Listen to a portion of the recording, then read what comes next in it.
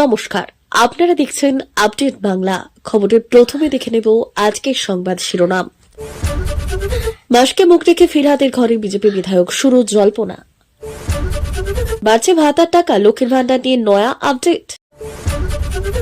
অবশেষে দিলীপ ঘোষকে মাঠে নামালো বিজেপি, উত্তরবঙ্গের সংগঠন চাঙ্গা করতে উদ্যোগ। শুভেন্দুর পাড়ায় সমবায় ভোটের আগে তৃণমূল প্রার্থীর বাড়িতে এনআইএ অভিযান, পুরনো মামলায়। সন্দীপ অভিজিৎ জামিন পেতেই মুখ খুললেন তিলোত্তমার মা, কোথায় ঘুরল খেলা। বাংলাদেশে হিন্দুদের জন্য সরকার কি করছে, ওয়াইসির প্রশ্নের উত্তরে জয় শঙ্করের বক্তব্য। আরজিকর সব দায় সিবিআই, সন্দীপ অভিজিৎ জামিন পেতেই বড় আন্দোলনের ডাক জুনিয়র ডাক্তারদের। ডুবে ডুবোজাহাজ, উড়বে নৌঘাটি, রাশিয়া ইউক্রেন হাত মিলিয়ে ভয়ঙ্কর রণতরী উপহার দিল নয়াদিল্লিকে। এবার আকাশ আতঙ্কে বাংলাদেশ, সৈনিক বুম নিয়ে উদ্বেগে বাংলাদেশ সেনা। রুদ্ধশ্বাস ডিসেম্বরের রাত, শত্রু ঘাটিতে ঢুকে পাক নৌসেনার কোমর ভেঙে দিল ভারতের করাচি স্ট্রাইক গ্রুপ। স্লোগান তুলল আওয়ামী লীগ, কি চলছে বাংলাদেশে, আসছে বিস্তারিত খবরে। 6 কেন্দ্রের উপনির্বাচনে দাঁত ফোটাতে পারেনি বিরোধীরা। 6টি আসনের সবকটিতেই জয় পেয়েছে রাজ্য শাসক দল তৃণমূল কংগ্রেস। রাজনৈতিক পর্যবেক্ষকদের মতে তৃণমূলের বিরুদ্ধে হাজারো প্রচার চালালেও বাংলা জনগণ যে এখনো মমতা বন্দ্যোপাধ্যায়ের উপরই ভরসা রাখেন তা স্পষ্ট উপনির্বাচনের ফলাফলে। খুব বড় অঘটন না ঘটলে 2026-এ তৃণমূলের আসন সংখ্যা আরও বাড়তে চলেছে তা বলার অপেক্ষা রাখে না। এহেন পরিস্থিতিতে পুরমন্ত্রী ফিরহাদ হাকিমের সঙ্গে দেখা করলেন গোঘাটের বিজেপি বিধায়ক বিশ্বনাথ কারক। আর এই সাক্ষাৎ ঘিরেই শুরু হয়েছে জল্পনা। শুক্রবার পুরভবনে আসেন বিশ্বনাথ কারক। মুখ মাস্কে ঢেকে রাখলেও পুর কর্মীদের অনেকেই তাকে চিনতে পেরেছিলেন। মুহূর্তেই সেই খবর পৌঁছে যায় মিডিয়ার কাছে। শাসক দলের দাপুটে বিধায়ক মন্ত্রী তথা কলকাতার মেয়র ফিরহাদের সঙ্গে বিশ্বনাথের সাক্ষাৎ ঘিরে শুরু হয় দলবদলের গুঞ্জন। এর আগে বামফ্রন্টের বিধায়ক ছিলেন বিশ্বনাথ, পরে বিজেপিতে যোগ দেন। অতিথি দলবদলের ইতিহাস থাকায় বিশ্বনাথের জোড়াফুল শিবিরে যোগ নিয়ে আলোচনা শুরু হয়ে যায়। যদিও বিজেপি বিধায়ক বিশ্বনাথ কারক দলবদলের জল্পনায় জল ঢেলে দিয়েছেন। তিনি বলেছেন, জনপ্রতিনিধি হিসেবে হাকিম সাহেবের কাছে এসেছিলাম, অন্যমানে করাটা ঠিক হবে না। আরামবাগ পুরসভা এলাকায় গ্রিন সিটির কাজ করার নামে প্রায় 9 কোটি টাকা দুর্নীতি হয়েছে। এই ব্যাপারে পুরসভা চেয়ারম্যান পুর বিভাগকে চিঠিও লিখেছেন। আমিও এই দুর্নীতির বিষয়ে কিছু তথ্য পেয়েছি, ব্যক্তিগতভাবে মন্ত্রীকে জানিয়ে গেলাম। এই ব্যাপারে পুরমন্ত্রী ফিরহাদ হাকিমের কোনো প্রতিক্রিয়া মেলেনি। ক্ষমতায় আসার পর থেকেই রাজ্যের মানুষের কাছে মাথায় রেখে একের পর এক জনকল্যাণমূলক প্রকল্পের সূচনা করেছেন মুখ্যমন্ত্রী মমতা বন্দ্যোপাধ্যায়। রয়েছে লক্ষ্মীর ভান্ডার, কন্যাশ্রী, যুবশ্রী সহ একাধিক প্রকল্প। এসবের মধ্যে রাজ্যের সুপারহিট প্রকল্প একটি হল লক্ষ্মীর ভান্ডার। কিছুদিন আগে পড়ুয়াদের তরুণের স্বপ্ন প্রকল্পের টাকা নয়ছয় হওয়ার ঘটনায় নড়ে চড়ে বসেছে নবান্ন। এরই মধ্যে সম্প্রতি এক নির্দেশিকা জারি করে অর্থ দপ্তরের তরফে বলা হয়েছে, যেসব দপ্তর বিভিন্ন প্রকল্পের টাকা সরাসরি উপভোক্তাদের ব্যাংক অ্যাকাউন্টে দেয় তাদের 16 দফা নির্দেশিকা মানতে হবে। নয়া নির্দেশিকা অনুসারে উপভোক্তার ব্যাংক অ্যাকাউন্টে টাকা পাঠানোর আগে দুবার করে ব্যাংকের অ্যাকাউন্ট নম্বর সহ যাবতীয় তথ্য ভালোভাবে যাচাই করতে হবে। প্রকল্পের টাকা সরাসরি উপভোক্তার ব্যাংক অ্যাকাউন্টে টাকা পাঠানোর আগে তার ব্যাংক পাসবইয়ের প্রথম পাতার প্রতিলিপি কিংবা ক্যান্সেল চেক করে দিতে হবে। উপভোক্তার নাম, অ্যাকাউন্ট নম্বর এবং আইএফএসসি থাকবে সেখানে। উপভোক্তা ঠিক কোন প্রকল্পে টাকা পাবেন সেই বিষয়ে দপ্তরকে নজর রাখতে হবে। পাশাপাশি একটি ব্যাংক অ্যাকাউন্ট একাধিক উপভোক্তার নামে যাতে না হয় সেদিকে সতর্ক থাকতে হবে। উপভোক্তার আইএফএসসি কোড রিজার্ভ ব্যাংকের তালিকা দেখে যাচাই করে নিতে হবে দপ্তরকে। উপভোক্তার অ্যাকাউন্ট সংশ্লিষ্ট ব্যাংকে পশ্চিমবঙ্গ শাখার মধ্যে থাকতে হবে। ব্যাংক অ্যাকাউন্টের অনুমোদন দিতে হবে গ্রুপ এ বা তার ওপরের পদের কোনো আধিকারিককে। কোনো লেনদেন বা একবার ফেল হলে সেক্ষেত্রে সংশোধন নিয়ন্ত্রিত হবে। সকল উপভোক্তার তথ্য যাচাই করবে রিজার্ভ ব্যাংকের অধীনস্থ এনপিসিআইএল। যদি দেখা যায় যাচাই করা ব্যাংক অ্যাকাউন্ট এবং আইএফএসসি উপভোক্তার নামের সঙ্গে মিল আছে তাহলেই টাকা দেওয়া হবে। উপভোক্তার নাম এবং ব্যাংক অ্যাকাউন্ট যদি কোনো কারণে না মেলে তাহলে সেদিকে নজর রাখতে হবে। একবার উপভোক্তাকে টাকা পাঠানোর পর তার ফোনেও এসএমএস পাঠাতে হবে।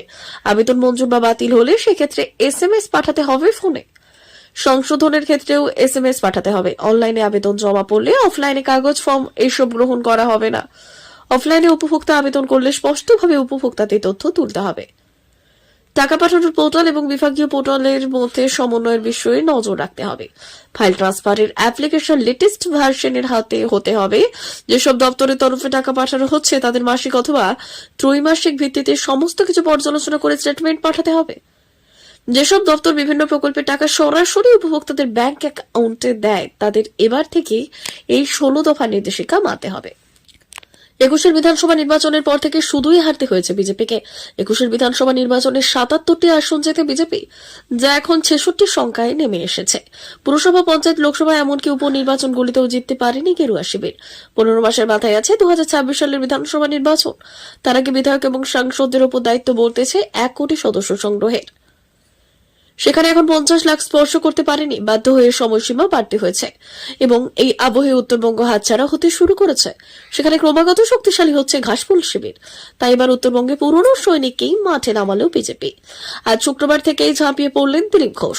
এই দিলীপ ঘোষ প্রাক্তন রাজ্য সভাপতি, একতা বিধায়ক, তারপর অতীতের সাংসদ, এমনকি বিজেপির সর্বভারতীয় সহ সভাপতি ছিলেন।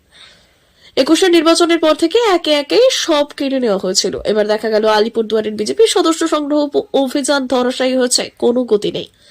তাই আলিপুরদুয়ারে দিলীপ ঘোষকে মাঠে নামালো বিজেপি। এবার থেকে উত্তরবঙ্গের সংগঠন গড়ার কাজ করবেন তিনি, সূত্রের খবর। দেরিতে হলেও বিজেপি বুঝেছে দিলীপ ঘোষ ছাড়া গতি নেই, তাই এখন উত্তরবঙ্গ চষে বেড়াচ্ছেন দিলীপ।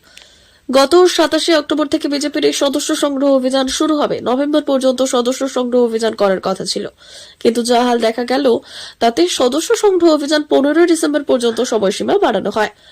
তারপর বিশেষ কোনো উন্নতি হয়নি। সদস্য সংগ্রহের লক্ষ্যমাত্রার ধারে কাছে পৌঁছতে পারেনি পদ্ম শিবির। বিজেপি সূত্রে খবর, গতকাল দিলীপ ঘোষ জেলায় আসার ৫ দিন আগে এখানে ৭০,০০০ সদস্য সংগ্রহ হয়েছে। তাই এখানে সদস্য সংগ্রহের সময়সীমা আরো ৫ দিন বাড়িয়ে ২০ ডিসেম্বর করা হয়েছে। আর নামানো হয়েছে দিলীপ ঘোষকে। ২ বছর আগে পূর্ব মেদিনীপুরের ভূপতিনগরে বোমা বিস্ফোরণের ঘটনায় তদন্তে কাঁধে তৃণমূল নেতা মানব পড়ুয়ার বাড়িতে অভিযান চালালো কেন্দ্রীয় তদন্তকারী সংস্থা এনআইএ। শুক্রবার সকালে পূর্ব মেদিনীপুর জেলা পরিষদের পূর্ত কর্মাধ্যক্ষ মানবের বাড়িতে যান ৭-৮ জনের তদন্তকারী দল। পরে যখন তারা বেরিয়ে আসেন, তাদের হাতে সাদা কাপড়ে মোড়া বেশ কয়েকটি মোটা ডায়েরি এবং একটি ল্যাপটপ ব্যাগ দেখা গিয়েছে।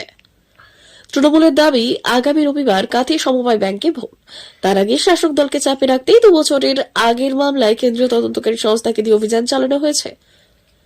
ঘটনাচক্রের সমবায় ভোটে মানব নিজেই প্রার্থী। যদিও তৃণমূলের দাবিকে নস্যাৎ করে বিজেপির দাবি, কলকাতা হাইকোর্টের নির্দেশে এনআইএ তদন্ত চালাচ্ছে। এর সঙ্গে সমবায় নির্বাচনের কোনো যোগ নেই। ২০২২ সালে ২রা ডিসেম্বর রাত ১১টা নাগাদ ভূপতিনগরের নারুয়াবিলা গ্রামে তৃণমূলের বুথ সভাপতি রাজকুমার মান্নার বাড়িতে ভয়াবহ বিস্ফোরণ ঘটেছিল। সেই বিস্ফোরণে রাজকুমার সহ মৃত্যু হয় তার ভাই দেবকুমার মান্না ও বিশ্বজিৎ গায়েনের। অভিযোগ ওঠে, তৃণমূলের বুথ সভাপতির বাড়িতে বোমা বাঁধার কাজ চলছিল। সেই ঘটনায় উচ্চ আদালতের নির্দেশে তদন্তভার যায় এনআইএর হাতে। আর সেই তদন্তেই শুক্রবার কাঁথি থানার পুলিশকে সঙ্গে নিয়ে মানবের বাড়িতে তল্লাশি চালান তদন্তকারীরা। ভূপতিনগরে আদিবাড়ি হলেও এখন কাঁথিতেই সপরিবারে থাকেন মানব। এনআইএ তদন্তের পর তিনি বললেন, ২০২২ সালে নারুয়াবিলা গ্রামে বিস্ফোরণের ঘটনায় যে মামলা হয়েছিল তার তদন্তেই আজ এনআইএ প্রতিনিধিরা এসেছিলেন। আমি তদন্তের সব রকম সহযোগিতা করেছি। ওরা বাড়িতে ঢুকে তল্লাশি করছে, এরপর ওরা চলে গেলেন। আমার ওই ঘটনার সঙ্গে কোনো যোগ ছিল না। তবে আগামী দিনে তদন্তকারীরা আবার আসবেন কিনা সেটা ওরাই বলতে পারবেন। এনআইএ তদন্ত নিয়ে তৃণমূলের কাছে সাংগঠনিক জেলা সভাপতি পীযূষ পণ্ডা বললেন, কাঁথি সমবায় ব্যাংকের নির্বাচনের মাত্র ২ দিন আগে মানব পড়ুয়ার বাড়িতে অভিযান চালানো হলো। এতে তৃণমূলকে কোনোভাবে দমানো যাবে না। মানব পড়ুয়া এই নির্বাচনে গুরুত্বপূর্ণ দায়িত্বে রয়েছেন। তিনি নিজেও প্রতিদ্বন্দ্বিতা করেছেন। তার আগে কেন্দ্রীয় সংস্থার এই অভিযান অত্যন্ত নিন্দনীয়। আরজিকর চিকিৎসক ধর্ষণ খুনের ঘটনায় গ্রেপ্তার হয়েছিলেন প্রাক্তন অধ্যক্ষ সন্দীপ ঘোষ এবং টালা থানার প্রাক্তন ওসি অভিজিৎ মণ্ডল। ৯০ দিন পরেও সিবিআই চার্জশিট দিতে না পারায় শুক্রবার জামিন পান দুজন। এরপরেই মাথা চাড়া দিয়েছে একটি প্রশ্ন। চিকিৎসক ধর্ষণ হত্যাকাণ্ডে তথ্য প্রমাণ লোপাটের অভিযোগে গ্রেফতার করা হয়েছিল আরজিকরের প্রাক্তন অধ্যক্ষ এবং টালা থানার প্রাক্তন ওসিকে। একটি সর্বভারতীয় সংবাদ মাধ্যমের প্রতিবেদনে সিবিআই সূত্র উদ্ধৃত করে দাবি করা হয়েছে, এই অভিযোগের প্রেক্ষিতে প্রয়োজনীয় তথ্য প্রমাণ এখনও জোগাড় করে ওঠা হয়নি। সে কারণে সিসিটিভি ফুটেজের উপর তারা জোর দিচ্ছিলেন। কিছুদিন আগে কেন্দ্রীয় এজেন্সির কৌশলী আদালতে যান। তাদের কাছে একটি ৯০০ ঘন্টার ফুটেজ রয়েছে, সেটিকে তারা ফ্রেম বাই ফ্রেম দেখছে। এর জন্য পর্যাপ্ত সময় দরকার। যেহেতু এই সিসিটিভি ফুটেজ দেখতে অনেকটা সময় যাচ্ছে, সেই কারণে এখনো তারা চার্জশিট দিতে পারছে না বলে জানিয়েছেন সিবিআই। এদিকে গ্রেপ্তারের ৯০ দিনের মধ্যে সন্দীপ অভিজিতের বিরুদ্ধে সিবিআই চার্জশিট দিতে না পারায় তাদের জামিন দিয়ে দেয় শিয়ালদহ আদালত। এই খবর প্রকাশ্যে আসার পরে সংবাদ মাধ্যমের মুখোমুখি হয়ে আরজিকরের নির্যাতিতার মা বললেন, আমি এই ঘটনায় খুবই হতাশ। আমাদের কাছে বলার মতো কোনো কথা নেই। ৯০ দিনের মধ্যে সিবিআই চার্জশিট দিতে না পারার জন্য তাদের জামিন হয়ে গেল, আর কি বলার আছে। এরপরে তিলোত্তমার মা বললেন, আমি তো আর সিবিআই নই, হলে আমি কাজটা করে দিতাম। এদিকে আরজিকর ধর্ষণ কাণ্ডে সন্দীপ অভিজিৎ জামিন পাওয়ার পর তদন্ত কোন দিকে এগোবে সেটা ভাবাচ্ছে অনেককেই। উল্লেখ্য, আজ শিয়ালদহ আদালতে জামিন পেলেও সন্দীপের এখনই জেল মুক্তি হচ্ছে না। আর্থিক দুর্নীতি মামলাতেও কেন্দ্রীয় এজেন্সির হাতে গ্রেপ্তার হয়েছে আরজি করের প্রাক্তন অধ্যক্ষ। সেই কারণে এখনও তাকে জেলে থাকতে হবে। বাংলাদেশ হিন্দুদের বিরুদ্ধে সহিংসতার বিষয়টি শুক্রবার ভারতীয় সংসদেও আলোচিত হয়েছে। সংসদে শীতকালীন অধিবেশনের সময় হায়দ্রাবাদ থেকে লোকসভা সাংসদ আসাদউদ্দিন ওয়াইসি বাংলাদেশে হিন্দুদের ইস্যু নিয়ে সরকারের কাছে প্রশ্ন করেন। ওয়াইসি জিজ্ঞাসা করেন, আমাদের সরকার সেখানে হিন্দুদের উপর হওয়া অত্যাচার নিয়ে কি করছে? তার প্রশ্নের উত্তরে বিদেশ মন্ত্রী এস জয়শঙ্কর বললেন, আমরা এই বিষয়ে যথেষ্ট মনোযোগ দিচ্ছি। বিদেশমন্ত্রী আরো বললেন, আমাদের সরকার প্রতিবেশী দেশে হিন্দু এবং অন্যান্য সংখ্যালঘুদের বিরুদ্ধে চলা সহিংসতার বিষয়ে নিয়মিত নজর রাখছে। আমরা এই বিষয়ে প্রতিবেশী দেশের সরকারের সঙ্গে উত্থাপন করেছি। সম্প্রতি আমাদের বিদেশ সচিব বাংলাদেশ সফর করেছেন, যেখানে তিনি এই বিষয়গুলি স্থানীয় সরকারের সামনে উত্থাপন করেছেন।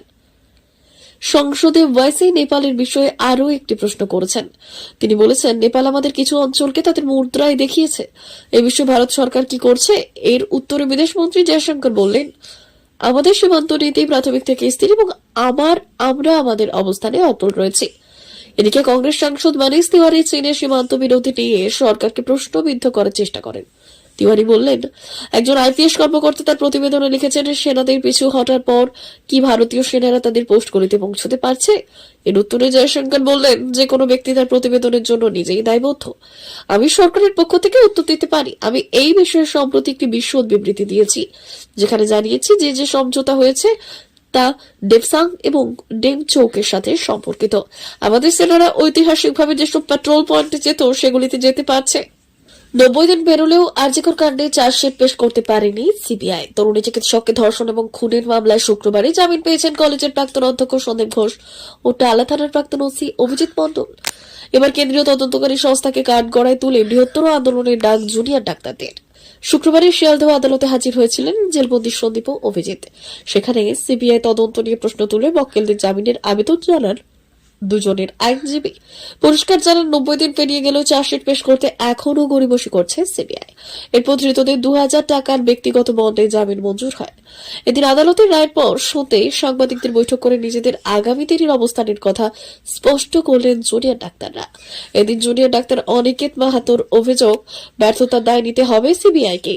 90 দিন পরেও কেন চার্জশিট পেশ করা গেল না তার উত্তর দিতে হবে। এরপর সিবিআইয়ের বিরুদ্ধে এক প্রকার যুদ্ধ ঘোষণা করে সাধারণ মানুষকে পাশে থাকার আহ্বান জানিয়ে অনিকেত বললেন, শনিবারের মধ্যে আমাদের আগামী পরিকল্পনা সম্পর্কে বিস্তারিত জানিয়ে দেওয়া হবে। আরজি করের নির্যাতিতার সুবিচারের দাবিতে প্রথম থেকেই West Bengal junior doctor front দাঁতে দাঁত চেপে লড়াই করলেও আন্দোলনের বয়স বাড়ার সঙ্গে সঙ্গে জুনিয়র ডাক্তার পাল্টা সংগঠন তৈরি হয়েছে। সেই প্রসঙ্গে অনেকের বললেন, সিবিআই তদন্ত মানেই বিচার পেয়ে গেছি এমনটা নয়। আমরা সুস্থ ও স্বাভাবিক সমাজ চাই। আপনারা ভেবে দেখুন কাদের সঙ্গে থাকবেন। প্রিয় দর্শক, এখনকার মতো খবর এই পর্যন্তই। ধন্যবাদ।